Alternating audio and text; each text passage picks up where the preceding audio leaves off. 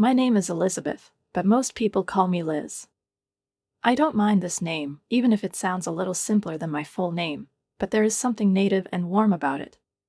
On this cold December day, the morning was the kind that happens only on the eve of Christmas, when the winter air is filled with the whispers of the holiday season and its joys. The moment when you feel both vulnerable and filled with the expectation of miracles, not knowing that everything will not be as you imagine. At that moment, as I stood in front of the mirror, getting ready for my company's Christmas party, my reflection seemed as determined as I was. My husband, Michael, and I, as usual, were preparing for the party, which was supposed to be the culmination of our work for the year. The usual fuss, but this time I tried to avoid unnecessary anxiety. Everything should have been fine. Michael and I, both mature and experienced, knew how to make an evening unforgettable.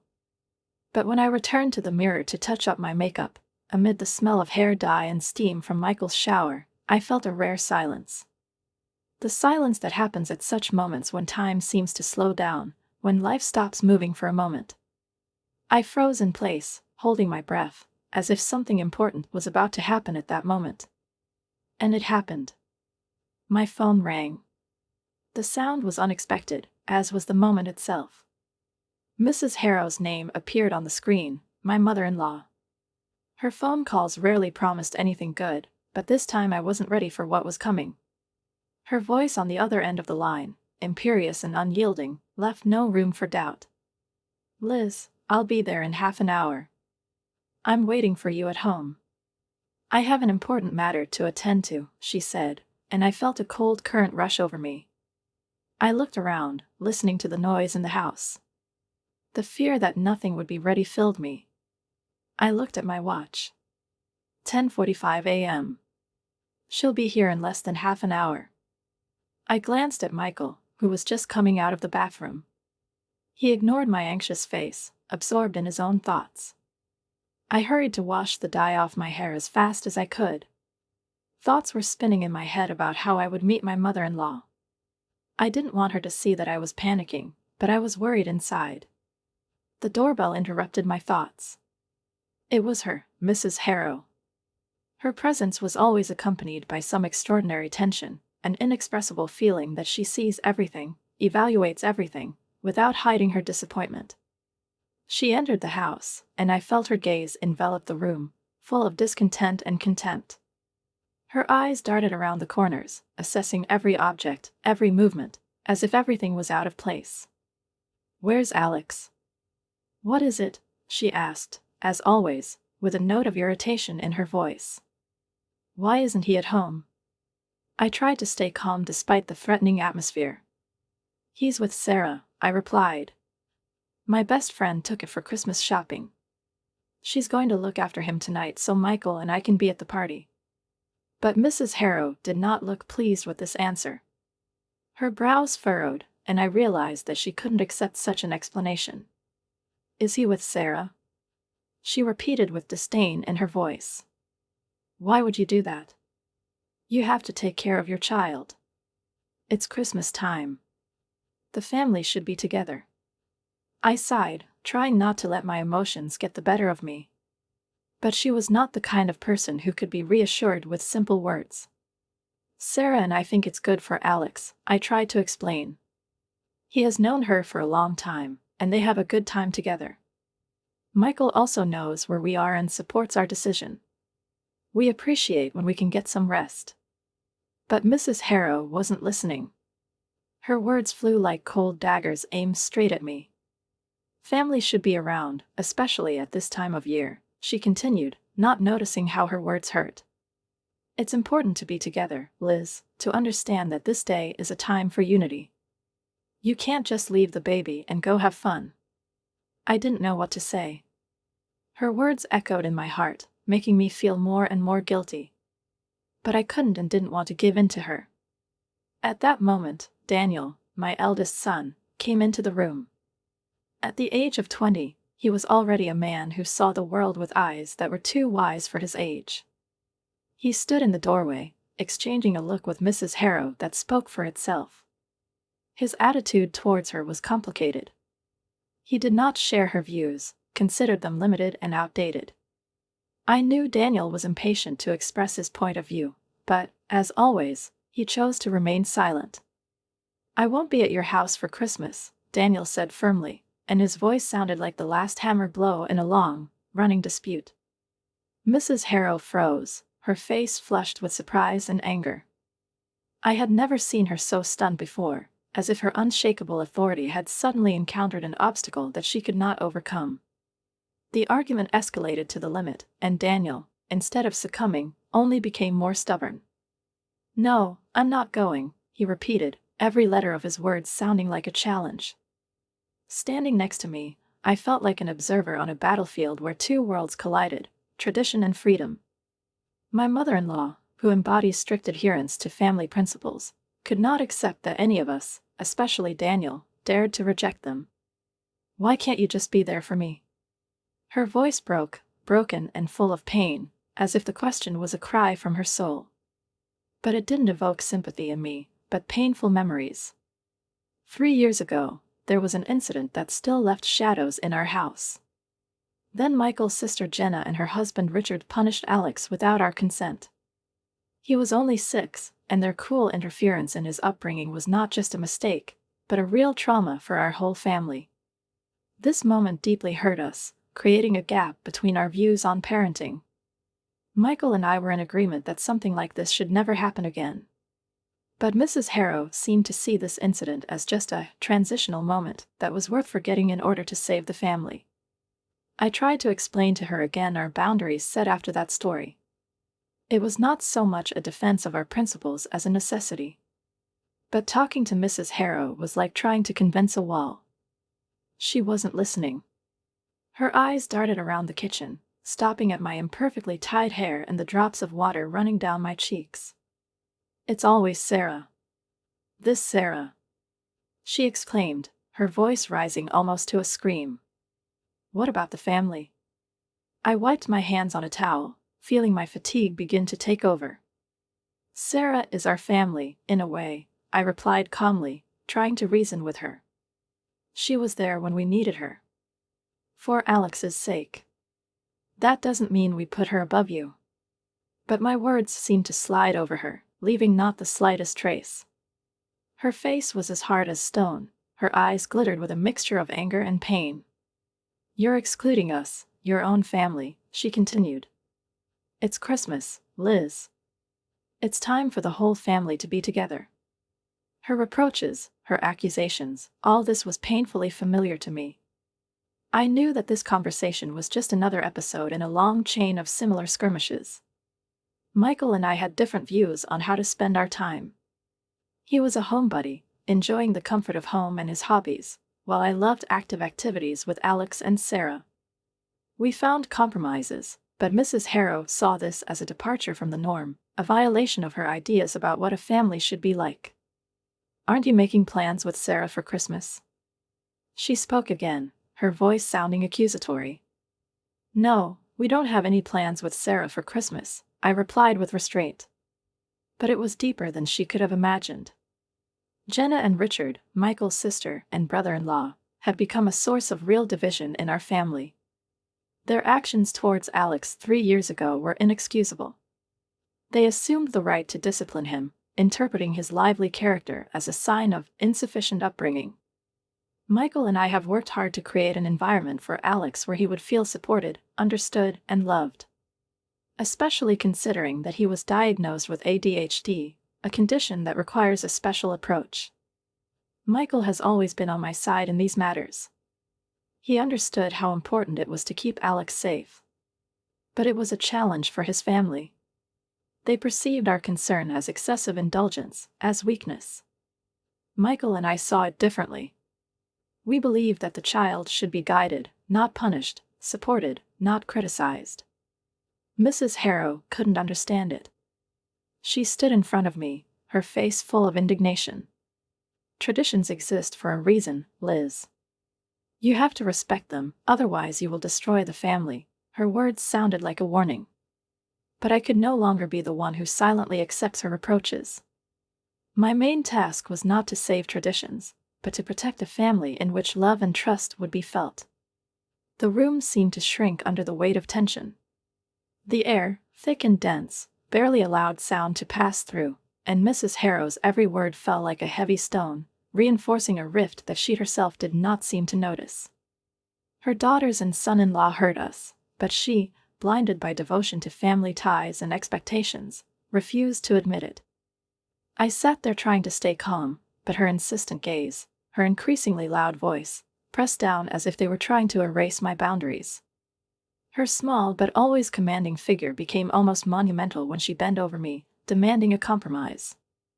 Compromise, in her understanding, always meant complete submission to her desires. She imagined a perfect Christmas, where everyone gets together, forgetting old grudges. But some wounds cannot be healed so easily. They leave traces that are not obscured by the light of garlands or the smell of Christmas gingerbread. Daniel was still standing at the kitchen door, straight as an arrow. His young gaze, full of determination, met her glazed eyes. He was the epitome of that new power that comes with youth, the power to tell the truth, regardless of the consequences. "Grandma," he said firmly, his voice sounding like a thunderclap in the silence. "I'm not satisfied with your views. I can't pretend for the sake of the holiday." His calmness resonated with his determination, and I was both scared and bitter. Mrs. Harrow's face turned purple, and her thin lips compressed into a line of indignation. "You're being disrespectful, Daniel," she said, her voice shaking with anger. "It's Christmas, the time when the family gets together, despite the differences." "Family is not an excuse to tolerate hatred," he replied so bluntly that even I felt my pulse quicken for a moment. Her face twisted in disbelief. Her eyes, sparkling with resentment, darted to me. "We're your family, Daniel. How can you turn your back on us?" I felt an inner conflict tearing me apart. On the one hand, I admired Daniel, his bravery and clarity of thought. On the other hand, I was afraid that this conversation would leave too deep a scar in our family relations. It wasn't just an argument, it was the collapse of the whole illusion of our unity. Those disagreements that Michael and I had hushed up for years in order to preserve the appearance of peace now surfaced with such force that it seemed no one could ignore them anymore. I tried to remind Mrs. Harrow that we would be there on Christmas Eve, as promised, but her face expressed only despair. "Liz, talk some sense into your son," she begged. "He's tearing this family apart." But how could I do that? Daniel's beliefs were a reflection of the values that Michael and I sought to instill in our children. We taught them respect, equality, and tolerance. For Daniel to abandon his principles for the sake of peaceful coexistence was to betray himself. "Mom," I said to Mrs. Harrow as gently as I could, "you know how important it is for us to respect each other. We promised to be with you on Christmas Eve, and that's all we can offer. We don't want to destroy the family, but you're doing it." Her voice rose to a painful screech. "You are ungrateful. After all I've done for this family." Her words, full of reproach, dragged us back into an endless cycle of guilt and resentment. I couldn't ignore her pain, but I also couldn't betray what I believed in. Mrs. Harrow saw the family as something unchangeable, which should correspond to her ideas, but the reality was more complicated. Daniel didn't back down. His words, though painful to Mrs. Harrow, were true. "You talk about family, Grandma, but you forget that family is not only traditions, it's people. Family is a support, not a condemnation." Mrs. Harrow seemed frozen in place, her face expressing a mixture of anger and amazement. I knew those words were like a slap in her face, but I couldn't stop my son. He grew up, and he had the right to his vote. The conversation returned to where it started, but now the gap between us has become even more noticeable. It was a clash of generations, views, ideas about what is right and what is important. Mrs. Harrow remained faithful to traditions that seemed sacred to her. Daniel represented a new era, one where prejudice is no longer accepted, even if it comes under the guise of family values. In the silence that followed Daniel's words, I realized that this evening would not change our differences. But it will mark the beginning of a new stage. The confrontation in our kitchen turned from a simple family dispute into a painful opening of deep wounds. It was not only about what was happening now, but also about what happened 3 years ago, in those moments that, no matter how hard we try, it is impossible to forget. Mrs. Harrow's insistence on bringing the family together for Christmas looked like an attempt to ignore the cracks that had long divided us. Her voice, still filled with reproaches, sounded like an echo of that past pain. I stood in front of her, trying to find the right words that could convey our truth. "Mom, you know why we can't just be there," I began softly, but with feeling. "Everything changed after what happened 3 years ago." Her eyes narrowed slightly, but she was listening. "Jenna and Richard," I hesitated, feeling the weight of memories squeezing my throat. Then they decided to punish Alex for his, as they said, bad behavior. But, Mom, they did not understand and did not try to understand that his vivacity and energy is not a problem. It's part of who he is. My voice faltered as I remembered Alex standing in the corner of the room, 6 years old, tears streaming down his flushed face. His trust in those he considered his family was broken. His little heart was suffering from shame and pain. Their punishment was an abuse of trust that left scars, invisible but still felt. Mrs. Harrow's face softened, and for a moment there was understanding in her eyes. But that glimmer faded as quickly as it appeared. He was replaced by his usual stubbornness. She straightened up, clasping her hands in front of her, as if she was going to defend her point of view to the last. "They were just trying to help him learn discipline," she retorted. Her voice was firm, almost icy, but there was a note of justification in it. I felt a wave of protective anger rising inside me. Michael and I are raising Alex so that he understands his emotions and learns to deal with them. We talk to him, not suppress him. We don't believe in physical punishment. My voice was flat, but I couldn't hide its hardness. "In my day, a little discipline didn't hurt anyone," she said, shaking her head. "You're too soft on him. You are indulging his whims." Her words sounded like an echo of outdated ideas that could no longer find a place in our house. I looked at her, knowing that this conversation would lead to nothing.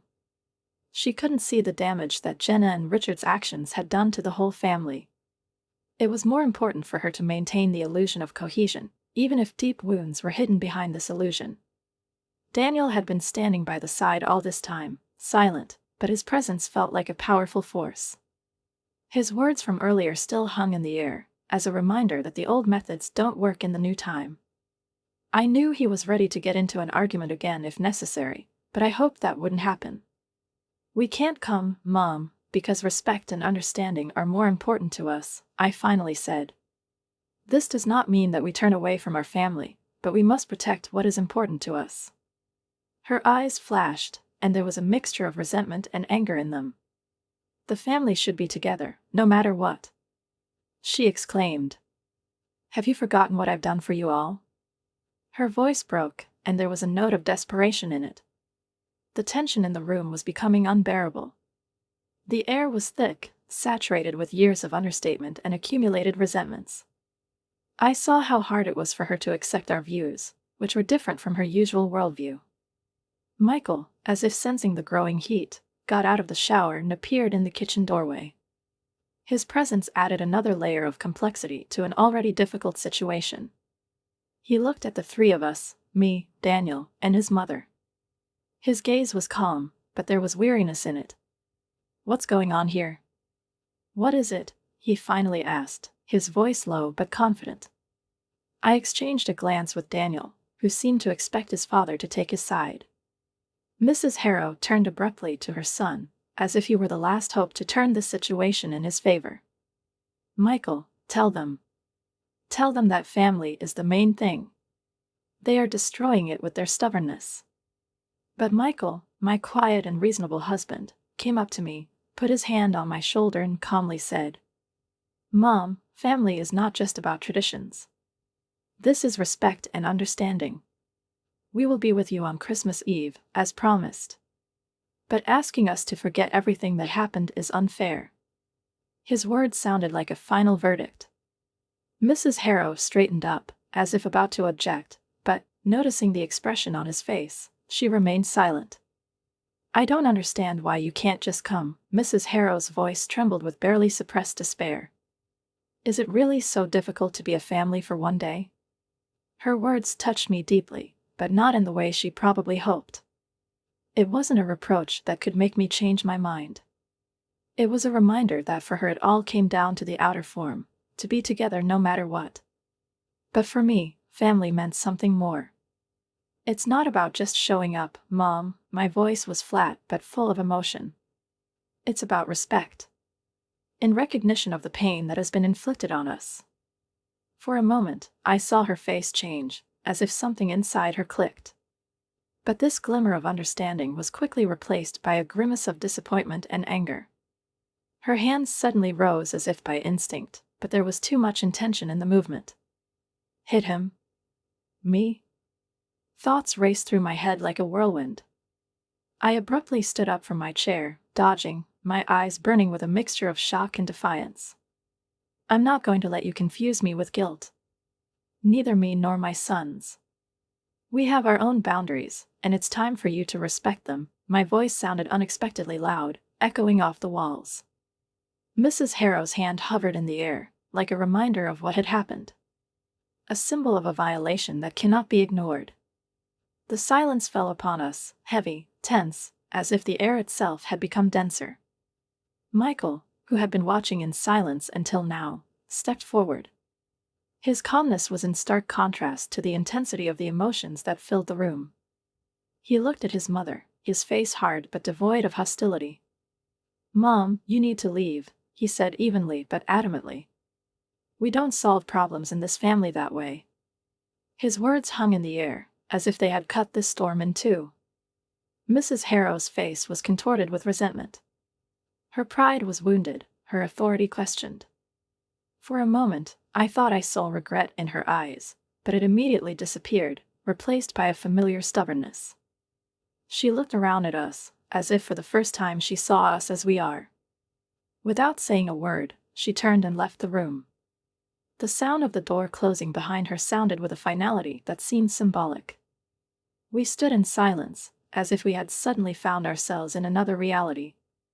A family united not only by blood ties, but also by a common understanding of what is right and what is not. It was a moment when we chose respect and empathy rather than blindly following traditions. After she left, the house seemed empty. The silence was frightening, as if the walls themselves were absorbing the shock of what had happened. I sat down at the table, shoulders slumped, and felt the tension slowly leave my body. Michael and Daniel joined me, their faces reflecting the same mixture of fatigue and reflection. We did the right thing, Michael finally said, breaking the silence. His voice was calm, but there was confusion in his eyes. To come into conflict with his mother was not something he could do without consequences for himself. But I knew he saw it too. The values we shared as a family were the most important. I'm proud of us, Daniel said, his voice firm, mature beyond his years. In his gaze, I saw a reflection of what Michael and I had always taught him: resilience, respect for himself and for his beliefs. I looked at my men, and my heart was filled with pride and sadness. We are proud that we have remained true to ourselves, that we have shown unity in the face of difficulties. And sadness for the bonds that now seemed stretched to the limit, perhaps even irreparably severed. Our family has always been different, I said out loud, thinking.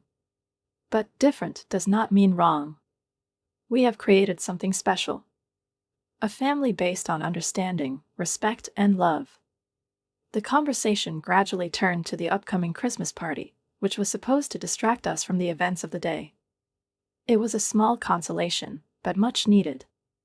Sarah will join us later, I said, smiling weakly. She's part of our family. Not by blood, but by choice. We'll spend the evening together, the way we like it. And tomorrow we will have our own celebration. The three of us sat there, feeling the tension slowly evaporate, giving way to a quiet but deeply rooted feeling: we did the right thing. While we were talking at the table, the tension, like a thick fog, began to gradually dissipate, giving way to a warm feeling of anticipation for the upcoming holiday.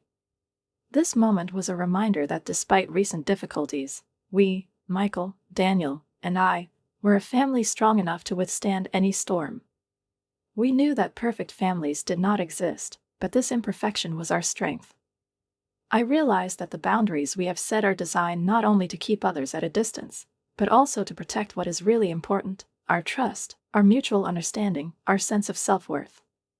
They allowed us to build relationships based on respect and care, not on a sense of duty or guilt.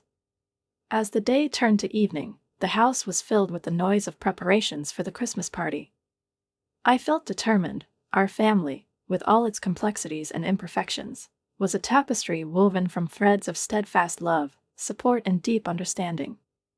Michael helped me choose the decorations. His gaze was full of tenderness, and Daniel, as if he had found a second wind after the morning's argument, enthusiastically decorated the tree.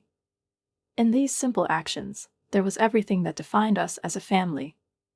We went to the party as if we had left the burden of the day behind. The festive atmosphere greeted us with the flickering of garlands and the ringing of laughter. It was a sharp contrast to the morning events. Lightness and joy permeated the air, and the smell of mulled wine and spices filled the hall with comfort. Sarah was already waiting for us at the entrance. Her smile, warm and sincere, reminded me why she was more than just a friend. She was someone I could call a part of our family, a sister in every sense that mattered. "You look like you just won a battle," she told me with a conspiratorial smile, and her voice, full of warmth, made me smile back. "In a way, it is," I replied, hugging her.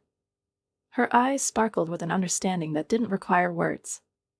The party was a breath of fresh air for us. We laughed, danced, and chatted with friends and colleagues. Daniel, usually reserved, was clearly enjoying the evening's fun. His former seriousness was replaced by a joyful expression, and I watched him with pride. He was growing up before my eyes, retaining the strength that we had nurtured in him for so long. Michael, as always, was a quiet observer, but his smile, soft and barely noticeable, reflected satisfaction. I knew he was proud of us, proud of the way we had handled the difficulties. Every step we took, every decision we made us closer to each other, despite the differences that could have divided a less stable family. As the evening drew to a close, I suddenly remembered the upcoming meeting with my brother the next day. It will not be a noisy celebration, but a small family dinner, the importance of which was our sincere connection. It was our own celebration, a reflection of the values we shared: respect, understanding, love. When we returned home, the streets were quiet. The festive lights glowed softly in the dark, showing us the way. There was a comfortable silence in the car, filled with the thoughts of each of us. I felt that we had experienced something significant, that we had come out of this day not only whole, but also refreshed. We proved to ourselves that we can withstand the storm and stay strong. Later, in bed, I reflected on the events of that day. Memories were spinning in my head, taking the form of conclusions that I couldn't ignore. The strength of our family was that we weren't afraid to be different. We could accept our differences and stand up for what we believe in without succumbing to outside pressure. Our Christmas was different, but it was ours. It was a celebration of the love that we nurtured in each other, the bonds that had been tested by time and difficulties. In the end, that was what was most important to me. The knowledge that, despite all the trials, we remained close to each other, unconditionally and sincerely. Our relationship wasn't perfect, but that imperfection was their true beauty.